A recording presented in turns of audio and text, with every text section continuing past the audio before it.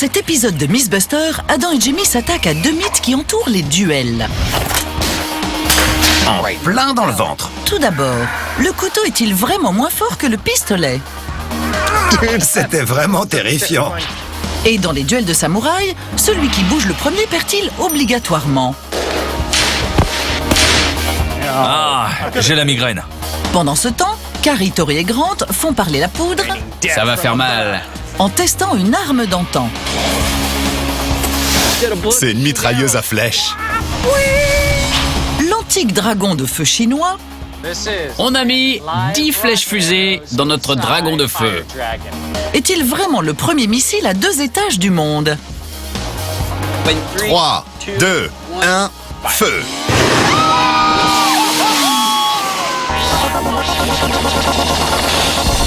Qui sont les Mythbusters? Adam Savage Je remplace votre réalité par la mienne.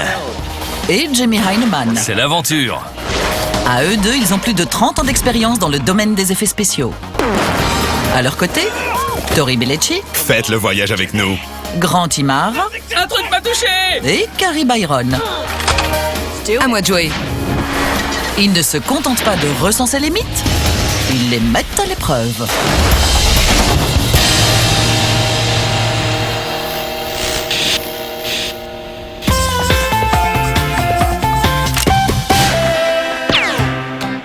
C'est pourquoi tout ça? On va tester deux mythes autour du duel. Du duel? Oui, tu sais, deux types qui s'affrontent en face à face. Ça t'est déjà arrivé, non? Je préfère pas en parler. Comme tu veux. Le premier mythe, c'est un dicton du Far West qui dit que lors d'un duel, il ne faut jamais utiliser un couteau contre un pistolet. Ce truc-là serait donc plus fort que celui-ci. Ouais.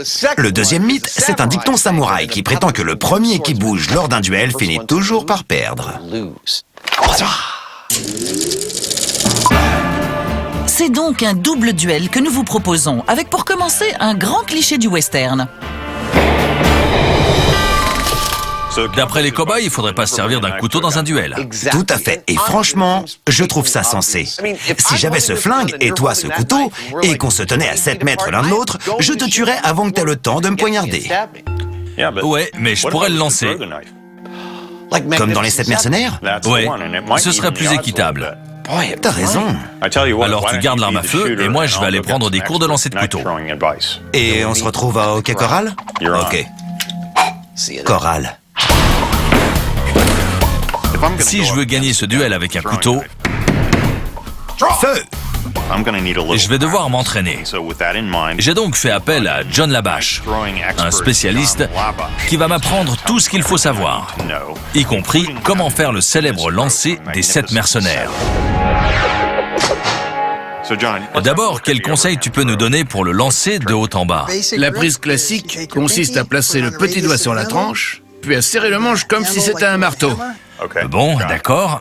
Et ensuite, Tu te places de biais par rapport à la cible, tu ramènes le couteau en arrière, et quand tu arrives là, tu le laisses glisser hors de ta main. Ça semble très simple, et quand on a 10 ans d'expérience comme John, ça l'est. Mais pour un débutant comme Jamie, pouce sur le côté, petit doigt sur la tranche. c'est une autre histoire. Jamie essaye. Encore. Et encore, jusqu'à ce que... Regarde ça, Pourtant, même s'il a touché dans le mille, pas mal. ce type de lancer est trop lent pour battre une fine gâchette. Les 7 mercenaires préféraient le faire de bas en haut.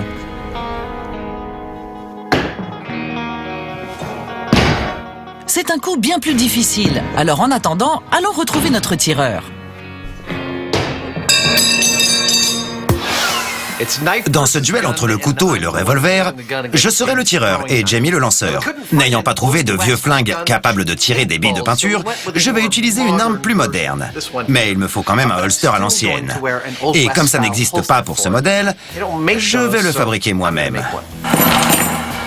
Tirer à balles réelles sur Jamie serait trop dangereux, même pour cette émission. Le cuir détrempé est plus malléable. Un pistolet de paintball et un holster tout frais cousu Ouais. feront donc une combinaison parfaite. Je suis content. Bien sûr, c'est un faux. Je pointerai pas une arme sur un cadreur.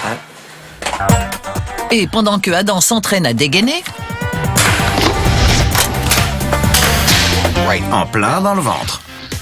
Jamie améliore son lancer. Et voilà, j'ai réussi à atteindre la cible à 7 mètres de distance. Ce qui prouve qu'avec de l'entraînement, on peut devenir très bon à ce jeu-là. Mais lancer un couteau sur une cible nécessite justement d'ajuster sa force en fonction de la distance à laquelle se trouve cette cible. Et ça, c'est bien plus difficile que de tirer au pistolet, où on a juste besoin de viser et d'appuyer sur la gâchette. Ça ne fait aucun doute. C'est bien plus facile de tirer avec un pistolet, mais est-ce que cela prouve pour autant qu'il ne faut jamais utiliser un couteau dans un duel ?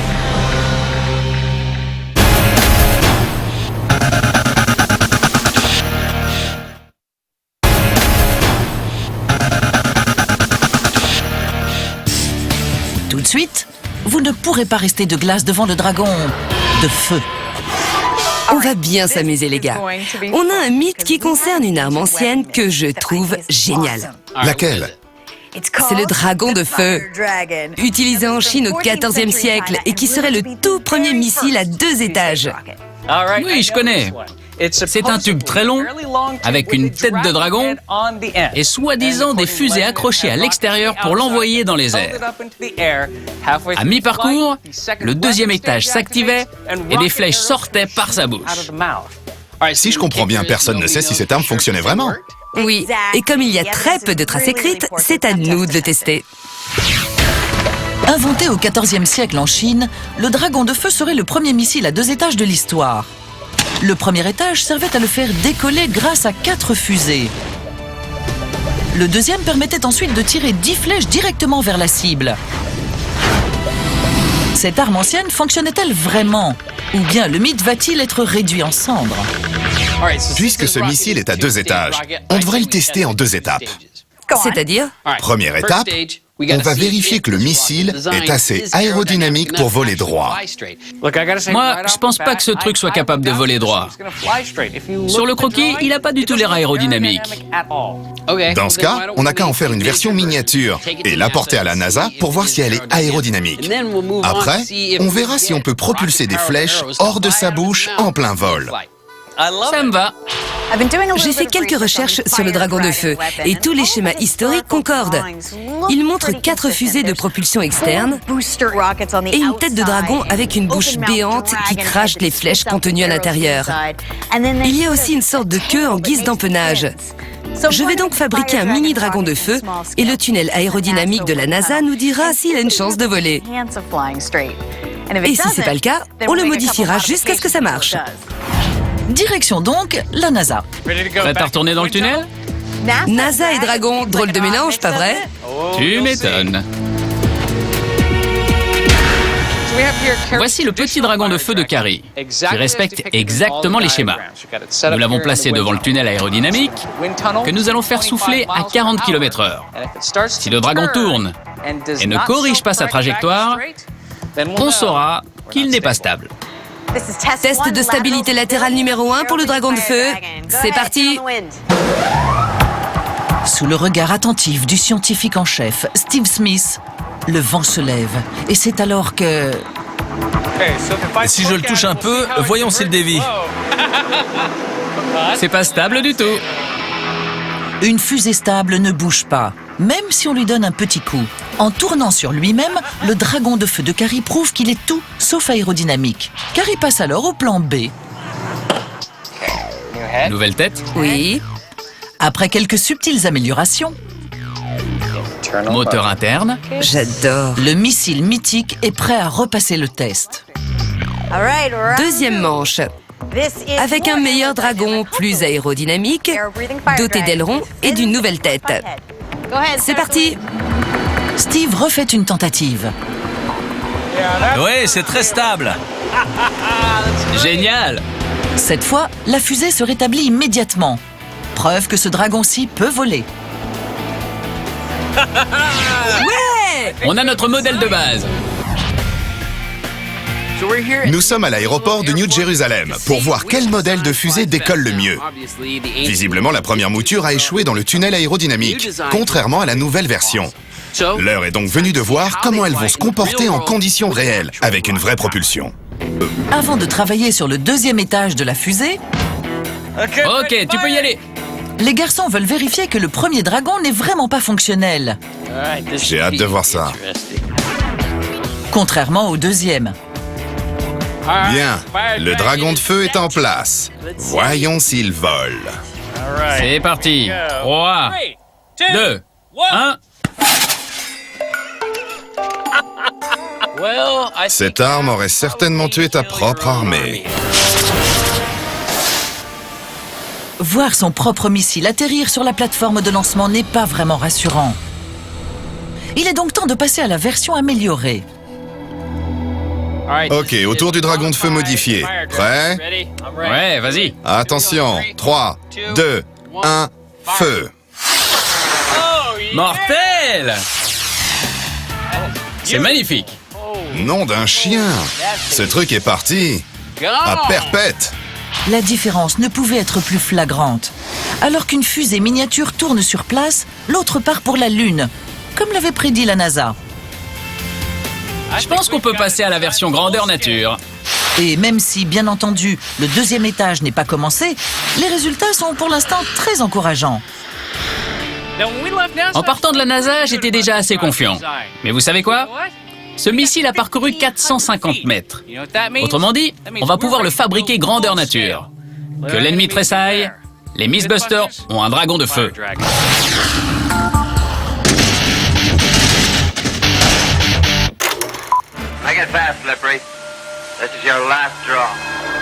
C'est la question que se posent tous les cow-boys. Doit-on à tout prix éviter de se battre en duel avec un couteau? Quel lieu magnifique! C'est parfait pour une confrontation. Alors allons-y. Pour commencer, petit entraînement simultané sur cible.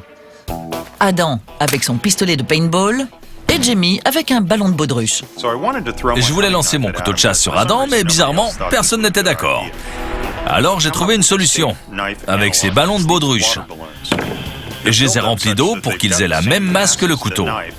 Et si je les lance à la même vitesse, l'effet sera le même, sauf qu'Adam restera vivant. Prêt? Comme jamais. Allons-y. Voici comment nous allons rejouer la scène des 7 mercenaires où un lanceur de couteau s'oppose à un tireur au pistolet. Jamie porte le couteau, moi le pistolet. Nous serons séparés de 5 mètres et nous ne pourrons bouger qu'au coup de feu de Mike. Quand j'entendrai ce bruit, je devrais atteindre Adam avec mon faux couteau avant qu'il ne me touche avec sa fausse balle. Je suis prêt. Moi aussi.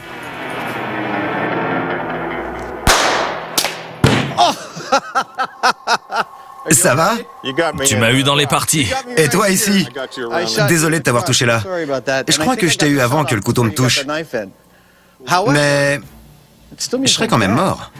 Et moi, très contrarié.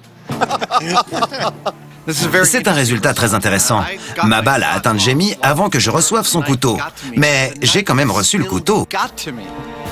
Jamie est seulement émasculé, alors que j'ai été touché en pleine poitrine. Par conséquent, je dirais que le couteau a gagné cette manche. Nous allons en faire d'autres pour être sûr.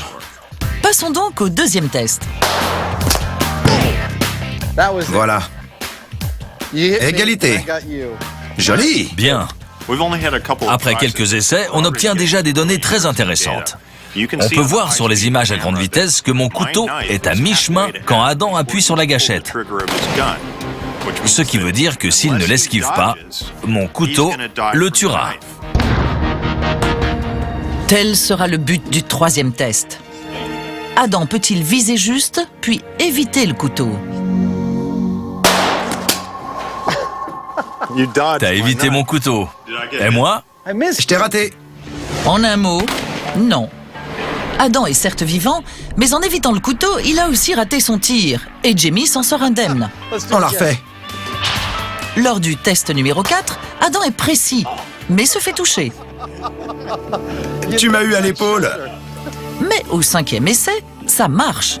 Revoyons ça au ralenti. Mike donne le signal. Jamie lance son couteau.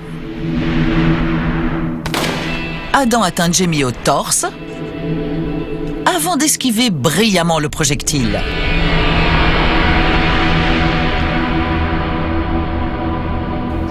Je l'ai eu en pleine poitrine. Et lors des tentatives suivantes, Je t'ai arraché la jambe. l'histoire se répète. T'esquives toujours. Voilà qui prouve que lors d'un duel, un lanceur de couteau subit un sort cruel. Je vise juste. C'est toi qui bouges tout le temps. Ce qui ressort de notre duel couteau contre pistolet version 7 mercenaires, c'est que le pistolet gagne, et pour plusieurs raisons. 1. J'ai toujours réussi à tirer avant que le couteau ne m'atteigne. 2. Après avoir tiré ma balle, j'ai souvent eu le temps d'esquiver le couteau. Alors qu'on ne peut pas esquiver une balle, comme nous l'avons déjà prouvé par le passé. On s'arrête là? Le flingue est plus fort que le couteau? Oh que non, j'ai pas dit mon dernier mot. Super! Allons-y.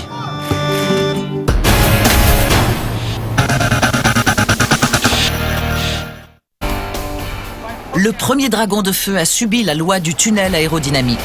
C'est pas stable du tout. Alors que le missile amélioré a fait sensation. On a notre modèle de base. Passons à la suite. Le moment est venu de se concentrer sur le deuxième étage de ce dragon mythique. Oui, il est supposé cracher 10 flèches fusées par la bouche en plein vol. Il y a 3 choses à définir. 1. La conception, ou comment faire rentrer des flèches dans le dragon tout en conservant une trajectoire précise. 2. La synchro, ou comment faire pour que les flèches soient lancées au bon moment. Et 3. Quelle taille doit-il faire? Je sais comment faire rentrer les flèches et allumer des fusées à retardement, mais je sèche sur la taille. À mon avis, il faut que ce soit assez gros, parce qu'on doit y faire rentrer des flèches d'1 mètre, plus les mèches et le premier étage. En tout, ça fera sûrement près de 2 mètres. On va devoir les lancer dans le désert. Ça me va. En l'absence d'informations historiques sur le deuxième étage, nos amis vont devoir entièrement imaginer cette partie, puis redessiner et reparamétrer leur arme d'autrefois à grande échelle. Enfin, c'est Tori qui s'en charge. Je vais créer le système d'allumage. C'est un système super balèze, parce qu'il faut que les 10 flèches soient lancées pile au moment où la fusée retombe vers l'armée ennemie. Tori doit d'abord transformer les flèches en flèches fusées. Bien. Puis vient le tour du carquois. Je m'occupe maintenant du tube qui va contenir les flèches fusées. Ces 10 flèches vont se glisser dans le dragon de feu. Mais ce qui est important, c'est qu'elles ne bougent pas dans tous les sens. Même si ça ressemble davantage à une mitrailleuse qu'à un carquois, C'est une mitrailleuse à flèches. cet astucieux système devrait permettre aux flèches d'être précises, en admettant bien sûr qu'on parvienne à les lancer. Notre expérience ne peut fonctionner que si le deuxième étage du missile est au point. Je vais donc utiliser 5 fusées, dont les tuyères seront remplies de poudre à canon. Puis je vais placer cette mèche qui est censée enflammer la poudre dans les tuyères et propulser les fusées attachées aux flèches. Maintenant, direction le bunker pour la mise en pratique. J'espère que ça va marcher. T'es prêt? Voici la deuxième phase du test du dragon de feu. C'est parti. 3, 2, 1. Malgré les apparences, ce test est une réussite. Le système d'allumage a bien fonctionné. Le carquois a parfaitement libéré les flèches, qui sont toutes parties sur commande et avec une trajectoire parfaitement droite. Non seulement le système d'allumage du deuxième étage du dragon a bien marché, mais en plus, les flèches fusées se sont plantées dans le contreplaqué derrière nous, ce qui en fait des armes mortelles. Il ne nous reste plus qu'à synchroniser les 2 étages et nous pouvons donc aller dans le désert. Nous sommes dans le désert de Mojave, où nous allons pouvoir tester notre dragon de feu. J'ai pris ma mini-version qui a bien marché à la NASA et je l'ai agrandie. Oui, vous avez devant vous une fusée de 2 mètres. Ok, ici c'est bon. Mais avant de lancer des missiles, quelques tests de synchronisation s'imposent. L'une des difficultés, c'est de savoir à quel moment activer le deuxième étage. Nous allons donc d'abord tirer un missile sans deuxième étage pour voir combien de temps il vole. En fonction de ça, on pourra couper notre mèche pour que le deuxième étage soit activé au bon moment. Le déclenchement du deuxième étage est crucial. S'il se fait trop tôt, les flèches n'iront pas bien loin. Trop tard, et le résultat ne sera pas meilleur. Le moment idéal, c'est au milieu. C'est au sommet de sa courbe que le missile enverra ses flèches avec une efficacité optimale. Mais comment déterminer ce sommet ? Voici le test de lancement du dragon de feu pour déterminer son temps de vol. C'est parti. 3, 2, 1, feu. Là, c'est du lourd. Quel temps? 12 secondes. C'est parfait. La fusée à un étage a volé tout droit pendant 12 secondes. Passons maintenant au deuxième étage. On veut qu'il se détache au milieu du vol. Les flèches doivent donc jaillir de la bouche du dragon 6 secondes après son lancement. Je dois donc régler la mèche à exactement 6 secondes. Ça va être génial. Feu. Maintenant qu'ils connaissent la longueur de la mèche, ils peuvent tester le deuxième étage de la fusée. Avec un nouveau dragon, une ogive de 10 flèches fusées et une mèche de 6 secondes, Dragon de feu. tout est prêt pour le test du deuxième étage. 3, 2, 1... Ouais! Houston, on a un problème. Tout a sauté? Wow! Ça a explosé? Cet essai est raté. Sur les images, on dirait que le moteur s'est séparé de la bouche et a explosé dans le tube du dragon de feu sans allumer les flèches fusées. On va donc tout réinstaller pour voir si on peut faire marcher le deuxième étage. Bien, deuxième essai, pourvu que ça marche. Test du dragon charge de flèches. 3, 2, 1...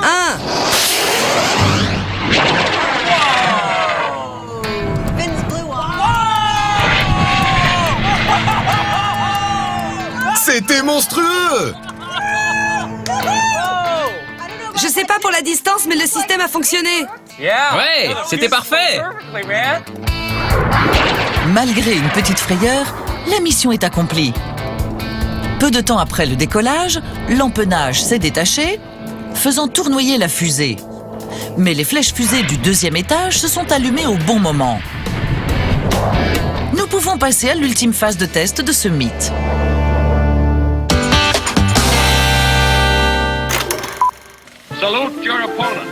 Dans ce deuxième mythe, Adam et Jimmy vont découvrir qui, dans un duel au sabre, a le plus de chances de vivre ou de mourir.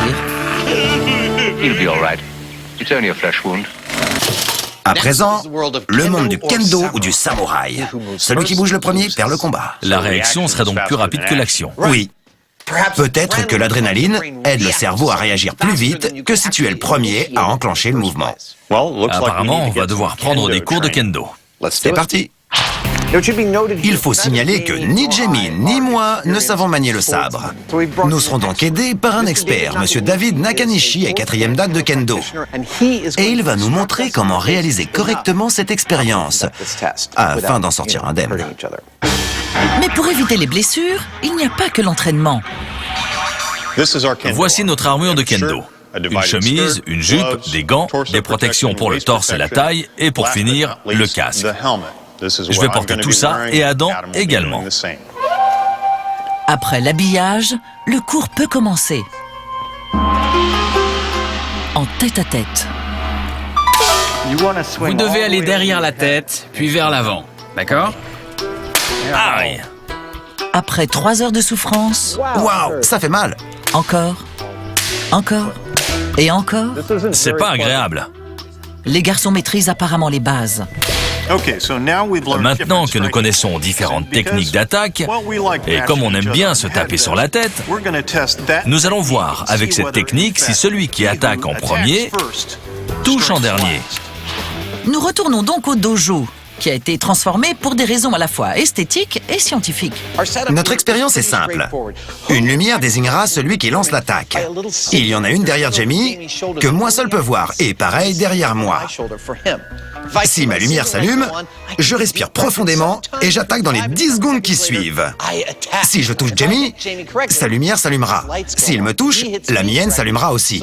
La caméra grande vitesse nous dira alors qui a touché l'autre en premier. Je précise juste que le but du jeu n'est pas de se frapper constamment jusqu'à ce que l'un de nous abdique.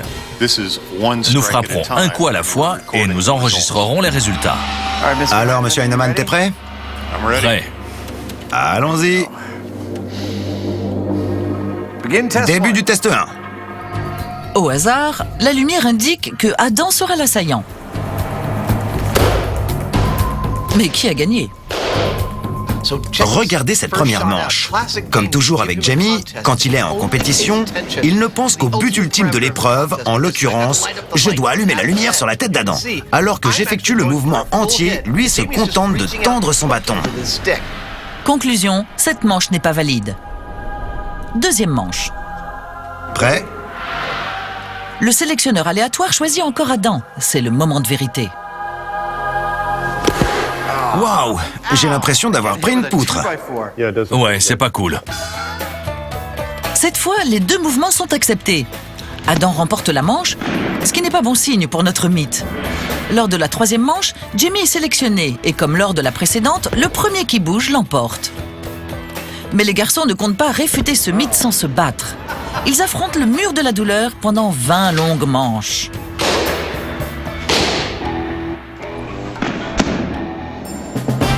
Jamie et moi avons passé la journée dans ces armures, à nous taper sur la tête avec un shinai.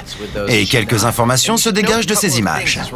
D'abord, on remarque que nous sommes de plus en plus rapides avec le temps, ce qui augmente également la douleur.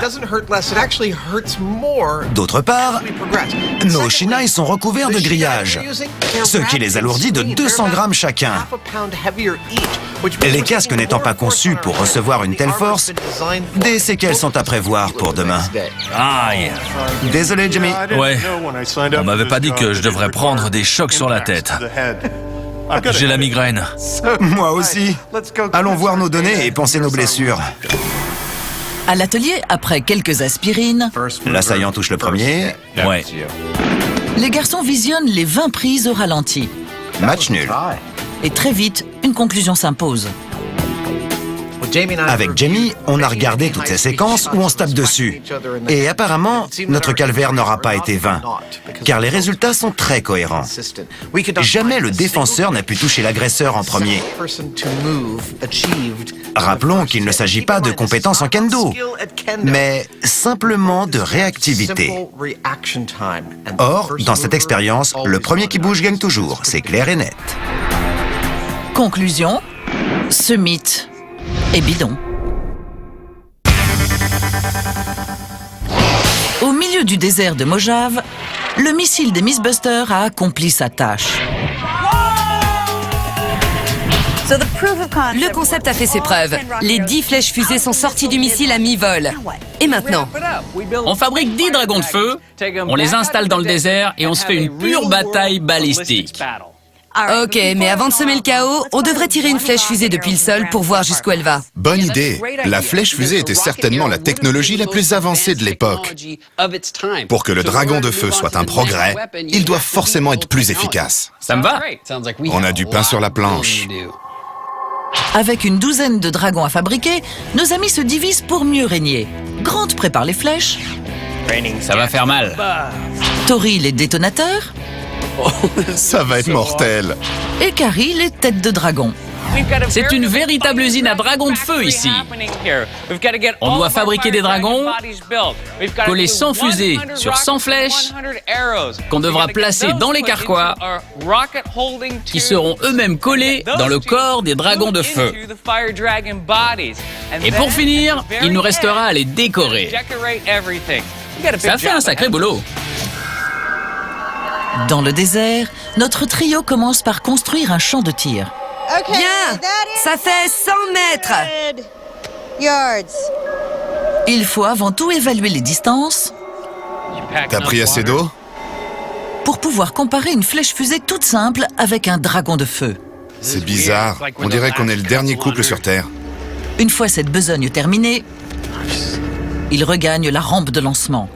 700 mètres. Là, on teste la flèche fusée seule. Ouais, on va voir jusqu'où elle va.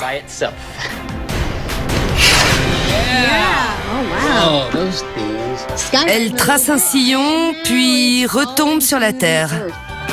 Et oui, tout ce qui monte finit par redescendre 600 mètres plus loin. Maintenant, il est temps de lâcher la bête. Le but, c'est de faire décoller le premier étage de ce missile, qui en compte 2, et de le faire voler en ligne droite. Puis, à la moitié de son parcours, que le deuxième étage prenne le relais et lance ses 10 flèches fusées. Pour que cette arme soit viable en combat, les flèches fusées doivent atterrir au moins ici, à 700 mètres du point de décollage, pour étendre la portée des flèches. Grant a raison.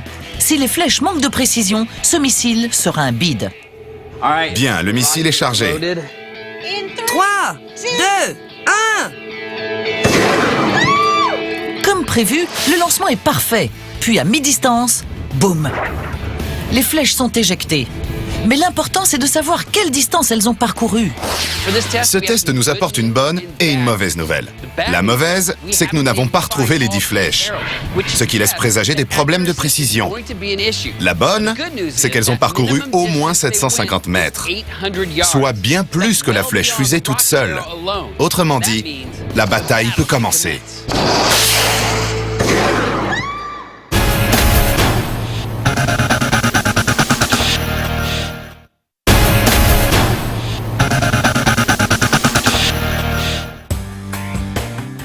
Contre les mythes autour du duel, les Mythbusters comptabilisent 2 points. Les légendes, 0. Je l'ai eu en pleine poitrine. Quoique, Quelque chose me gêne dans notre expérience couteau contre pistolet. Explique. Nous avons imaginé un scénario de face à face, où les deux adversaires savent exactement ce qui va se passer. Mais si ça ne se passait pas comme ça... Si je courais vers toi, est-ce que tu aurais le temps de dégainer et tirer? Tout juste, Auguste. Donc, tu as de nouveau le flingue, mais cette fois, je cours vers toi? En fait, tu vas d'abord courir dans l'autre sens. Qu'est-ce que tu comptes faire? Tu vas voir. D'accord. couteau contre pistolet, acte 2. Adam va nous montrer qu'il aime quand tout tourne bien rond. Selon le mythe, il serait stupide d'utiliser un couteau lors d'un duel. Mais si j'avais face à moi quelqu'un avec un couteau alors que mon pistolet est dans mon holster, je me sentirais menacé. On veut déterminer à partir de quelle distance un couteau peut être dangereux contre une personne armée d'un pistolet. Ce cercle va nous aider à trouver la réponse. Jamie et moi allons nous tenir dos à dos sur ce point. Quand il le voudra, il se mettra à courir vers l'extérieur du cercle. Je sortirai alors mon pistolet, je l'armerai, j'enlèverai la sécurité et je tirerai. Dès que Jamie entendra le coup partir, il s'arrêtera. Sa position nous indiquera alors la distance à partir de laquelle un couteau est dangereux face à un pistolet. T'es prêt? Carrément. Bien. Allons-y. Comment tu vas savoir si je bouge? On se met dos à dos. Malheureusement, on doit se toucher. Une fois les deux faux ennemis en position, l'attente commence.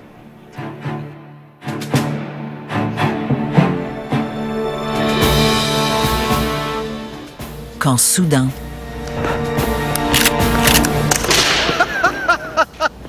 J'ai été un peu lent. Non seulement Adam a été lent, mais Jamie a aussi été très rapide, puisqu'il est sorti du périmètre de 7 mètres avant même que Adam ait pu tirer. Ce qui est étonnant dans cette expérience, c'est que pour tirer, il suffit à Adam de bouger la masse de son bras de 60 cm, même s'il a quelques mouvements délicats à effectuer pendant la manœuvre. Moi, c'est la masse de mon corps tout entier que je dois déplacer, et pourtant, j'arrive à franchir une dizaine de mètres. Ce que, franchement, je n'aurais jamais pensé pouvoir faire. Partant du principe que Adam peut être plus rapide, contrairement à Jamie, les garçons refont le test à 4 reprises. Au final, Jamie parcourt en moyenne 7 mètres, ce qui est tout de même impressionnant. Mais qu'est-ce que tout ceci signifie pour le mythe ? Je suis bluffé par les résultats de cette expérience, qui montrent qu'on peut gagner un duel en se servant d'un couteau à condition que la distance qui sépare les deux adversaires soit inférieure à 7 mètres. C'est beaucoup plus que ce que j'imaginais. Bien sûr, nous n'en aurons la confirmation que quand Jamie aura couru vers moi, et non plus dans l'autre sens. On verra alors qui touchera l'autre en premier. Pour ce faire, Adam va brancher un couteau en mousse sur son interrupteur de samouraï, afin de minimiser les risques. Voilà le topo. Je porte ce chapeau et cette blouse. Jamie court vers moi avec un couteau. S'il me poignarde, je suis mort et les loupiottes s'allument. Nos duellistes sont habillés pour la circonstance Je me sens éclairé. et prêts à en découdre. Cette fois, je ne vais pas viser un cow-boy en carton, mais Jamie le tueur qui va foncer droit sur moi. Cette fois encore, je partirai quand je voudrais, avec pour objectif de poignarder Adam avant qu'il ne m'abatte. C'est peut-être le moment de vous dire « N'essayez pas ça chez vous ». Bien, c'est quand tu veux.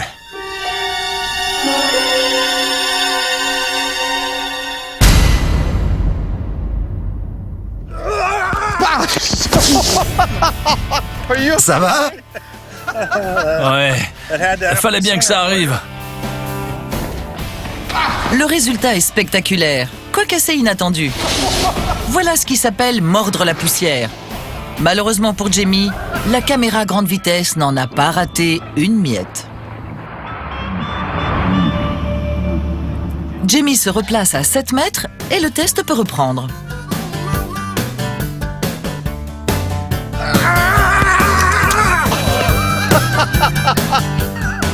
Je t'ai eu en pleine poitrine, mais c'était vraiment terrifiant. Oh oui, quelle vision cauchemardesque que ce Heinemann qui vous fonce dessus en hurlant. Mais à cette distance, c'est Adam qui a gagné le duel. De peu. Jamie passe donc à la ligne des 6 mètres. J'ai mis la sécurité, l'arme est chargée.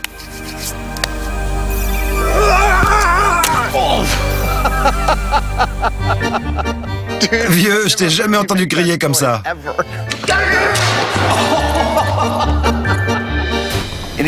J'ai réussi à toucher Jamie lorsqu'il est parti de la ligne des 7 mètres et de celle des 6 mètres. Mais à 6 mètres, c'était moins une.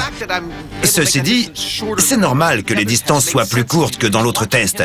Parce que le fait de le voir courir vers moi en criant, ça donne une sacrée montée d'adrénaline. Ça me pousse vraiment à tout faire pour l'abattre avant qu'il me tue. Mais cette pression sera-t-elle suffisante à 5 mètres de distance ? J'ai parfaitement conscience des petites manigances de Jamie. Il essaie de me faire rire avant le départ, pour mieux exploiter ma perte provisoire de concentration dans les secondes qui suivent. Mais non, ça marchera pas.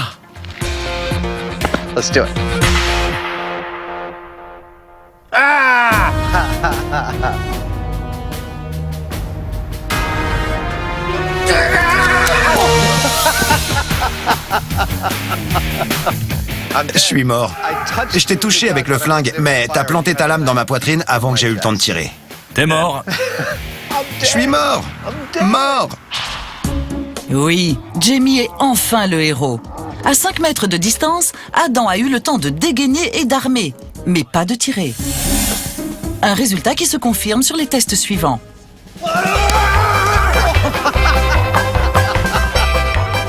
Je suis mort. C'est officiel, je suis mort de chez mort. Quelle conclusion en tirer en ce qui concerne le mythe ? Si l'on vous dit qu'il ne faut jamais se battre en duel avec un couteau, on sous-entend que le tireur peut avoir une confiance totale en la supériorité de son pistolet face à une arme de l'âge de pierre. Or, nous venons de prouver le contraire. En combat rapproché, le couteau est une arme très respectable et très dangereuse.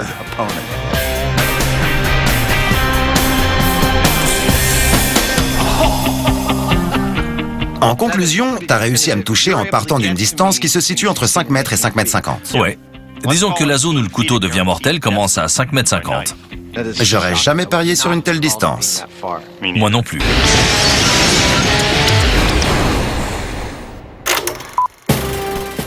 Les missiles de guerre à 2 étages sont utilisés depuis des décennies. Mais pourrait-il avoir un ancêtre plus lointain? Le test final du dragon de feu devrait nous éclairer sur le sujet. C'est l'heure du dernier test du dragon de feu. Nous allons tirer 10 missiles et voir comment ils se comportent lors d'une bataille. Nous avons une armée chinoise et un château que nous allons placer à 750 mètres. Alors que les cibles sont déjà prêtes, à la salle des commandes, Bonjour l'arsenal. on met en place les fusées. Nous avons 10 dragons de feu, chargés chacun de 10 flèches fusées, et nous allons évaluer ce mythe selon 2 critères. Missile de la mort. Tout d'abord, les 2e étages vont-ils tous se déclencher? Autrement dit, l'arme est-elle fiable? En tête du peloton, le dragon d'or.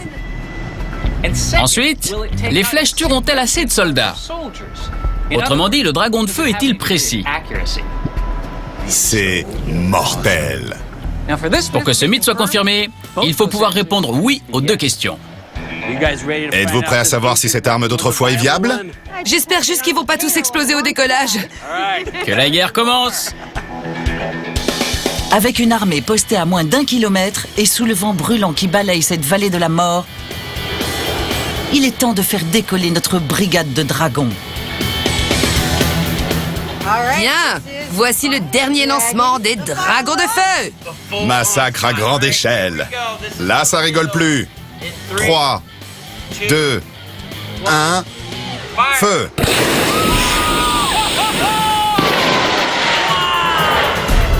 Waouh, c'est le mot.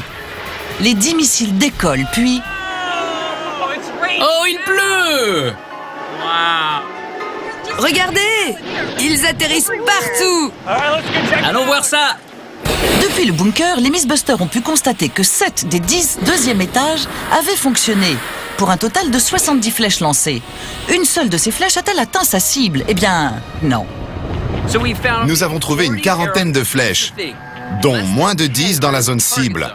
Certaines sont tombées à 400 mètres et d'autres sont allées à plus de 1000 mètres, bien au-delà du château. Bien sûr, le vent n'a pas aidé. Mais en termes de précision, on peut dire que c'est un échec. Verdict? Aucune victime n'étant à déplorer, les dragons de feu paraissent très peu fiables. Alors, ce mythe du dragon de feu a-t-il rempli les conditions? Oui et non. Les missiles ont parfaitement décollé. Puis le 2e étage s'est détaché, augmentant la portée des flèches. Le problème, c'est que ça n'est pas fiable. Nous avons lancé 10 dragons de feu. Certains n'ont pas envoyé leurs flèches.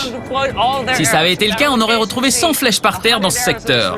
Conclusion, le dragon de feu a peut-être existé, mais quant à savoir s'il s'agissait d'une arme efficace, la réponse est non. Alors, qu'est-ce que vous en dites? On n'est pas tombé loin. Ouais, mais ça manquait de précision, voire de fiabilité. Ça peut peut-être effrayer l'ennemi, mais pas le tuer. Donc, compliqué, pas pratique et pas très efficace, mais totalement plausible. Plausible, ça me va. C'était génial. Et pour la peine, on regarde ce lancement plausible une dernière fois.